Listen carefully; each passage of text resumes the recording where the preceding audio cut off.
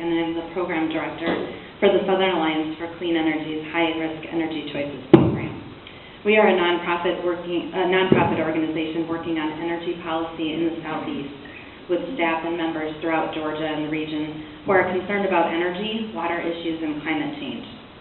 Thank you for our request to hold a public hearing in order to ensure more public participation in this process. I want to specifically thank Dr. LeBone-Moidy for his assistance.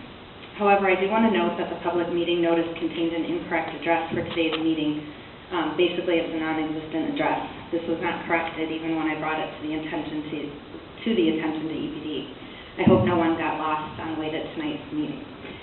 In addition, I question the location chosen for tonight's meeting. While this is close to Plant Vogel, the reason many of us are here tonight is because of the far-reaching impact that the proposed withdrawals will have on both upstream and downstream users.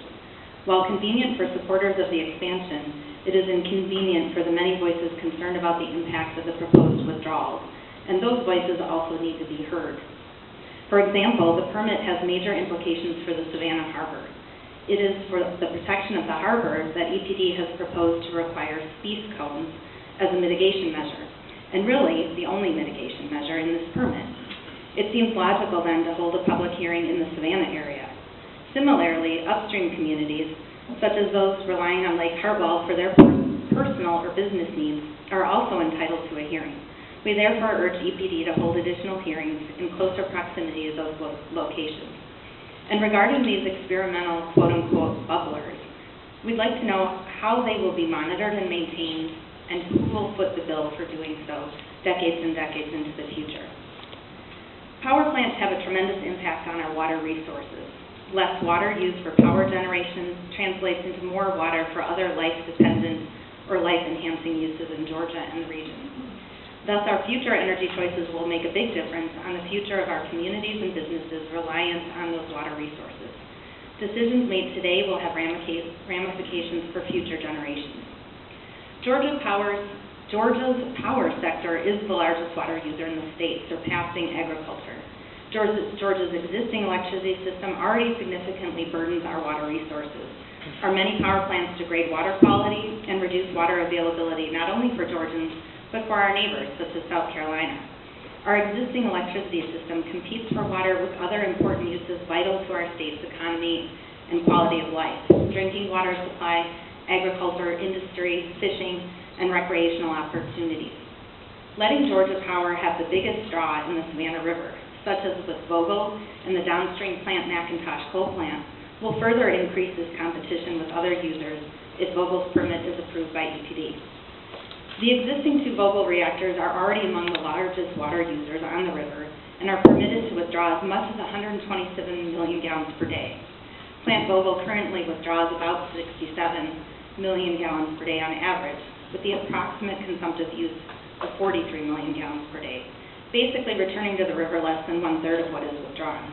The 2 proposed Toshiba Westinghouse AP1000 reactors, which, mind you, have never been built nor operated anywhere in the world, seek withdrawal permits for 74 million gallons a day maximum daily and 62 million gallons a day monthly average, with a reported estimated average consumption of 71%, or 43 million gallons a day. To put the projected consumptive water loss in perspective, with average per capita daily water use in Georgia at 75 gallons a day from surface and groundwater sources, this means that the 2 existing and 2 proposed reactors could consume enough water to supply over 1.1 million Georgians with drinking water. Already as a result of heavy demands, the Savannah River and its basin have seen a steady reduction in flow and aquifer levels over time. This reduction in flow becomes particularly problematic in times of drought, which have been frequent and severe over the last decade, and which will become more frequent and intense with climate change. That is why it's particularly troubling that the draft permit fails to have a low flow requirement. For residents who live along the river and its basins, such as Lake Hartwell, this reduction in flow impacts both their water needs and their property values. As EPD is aware, the Lake Hartwell Association, who have representatives here today, have previously expressed concerns regarding the Vogel expansion in terms of the lack of long-term analysis of water needs in the basin. And this situation is likely only to get worse over time. A large oversight in this permit is that the permit ignores the impact that climate change could have on this region and the Savannah River. Just earlier this week, the National Climate Assessment was released, and a takeaway message for all of us is to pay attention as the Vogel permit is considered.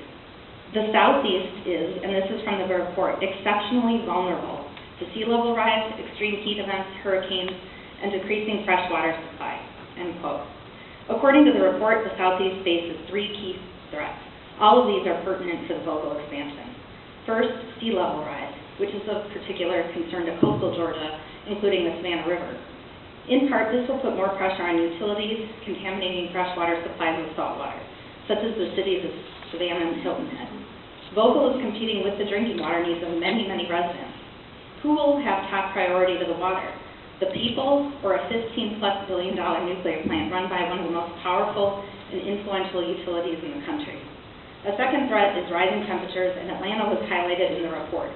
Hotter temperatures for longer periods of time will impact the river's water temperatures, exacerbating dissolved oxygen problems, and also having the potential to affect the operation of Vogel's reactor. Instead of being a quote-unquote solution to climate change, nuclear power may be one of its victims, affecting power plants' ability to operate when the electricity is most needed during the hot summer months. The third threat identified is that there will be less water available.